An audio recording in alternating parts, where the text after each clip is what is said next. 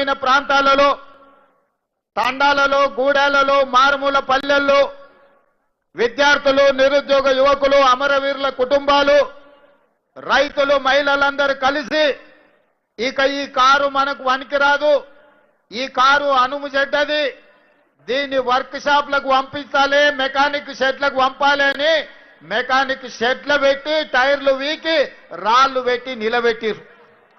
ఇవాళ తిరగనికే car shed పోయిందని బిల్లా రంగాలు ఇద్దరు ఇవాళ జూబ్లీహిల్స్ ప్రాంతంలో ఆటోలల్లో తిరిగి మళ్ళా మీ ముందల నాటకాలు మొదలు పెట్టిండ్రు. ఇవాళ వాళ్ళు జూబ్లీహిల్స్ లో ఇప్పుడే కొత్తగా సమస్యలు వచ్చినట్టు, ఇప్పుడే ఈ సమస్యలు ఉన్నట్టు ఈ ప్రాంత ప్రజల్ని మభ్యపెట్టే ప్రయత్నం చేస్తున్నారు.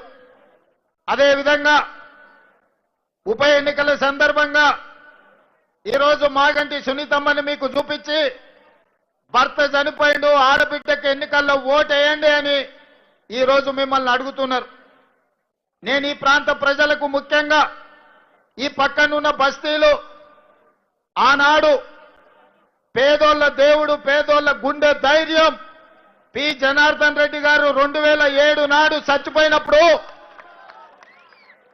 పీజేఆర్ గుండాగి చనిపోయినప్పుడు ఆయన కుటుంబానికి ఏకగ్రీవం ఇయ్యాలి అని ఆనాడు రాజకీయ పార్టీలు ఆలోచన చేసి గతంలో ఉన్న సాంప్రదాయాన్ని కొనసాగించే విధంగా పీజేఆర్ కుటుంబాన్ని ఏకగ్రీవం చెయ్యాలని నిర్ణయం జరిగింది.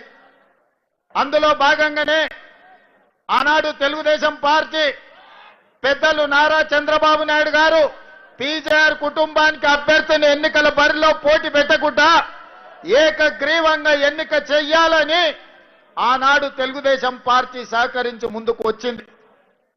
ఆనాడు చంద్రబాబు నాయుడు గారు పీజేఆర్ ఈ ప్రాంతానికి అందించిన సేవలను గుర్తించి ఎన్నికలు లేకుండా ఏకగ్రీవంగా ఎమ్మెల్యేను చెయ్యాలంటే చంద్రశేఖరరావు గారు ఎన్నికల బరిలో అభ్యర్థిని నిలబెడితే పీజేఆర్ కుటుంబం కేసీఆర్ ను కలవడానికి ఇంటికి పోతే 3 గంటలు గేటు ముందు నిలబెట్టి ఎర్ర టెండలో కలవకుండా వెనక్కి పంపించి ఈ ప్రాంతంలో అభ్యర్థులు చనిపోతే, ఎమ్మెల్యేలు చనిపోతే ఎన్నికలు తీసుకొచ్చిన దుర్మార్గుడే కసాయే కేసీఆర్ అని చెప్పి నేను ఈరోజు చెప్పదలుచుకున్నా.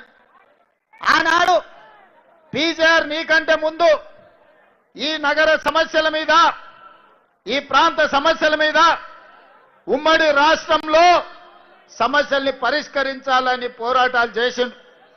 అలాంటి పీజేఆర్ ఈ హైదరాబాద్ నగరానికి వివిధ ప్రాంతాల నుంచి వలస వస్తున్న ఉద్యోగాల కోసం, ఉపాధి కోసం ఈ ప్రాంతానికి వచ్చిన పేదవాళ్లకు నిల్వ నీడ లేకపోతే ఉండడానికి గుడిసె, తాగడానికి నీళ్లను అందించి పేదవాళ్ళను ఆదుకున్న చరిత్ర పి జనార్దన్ రెడ్డి గారికి ఉన్నది.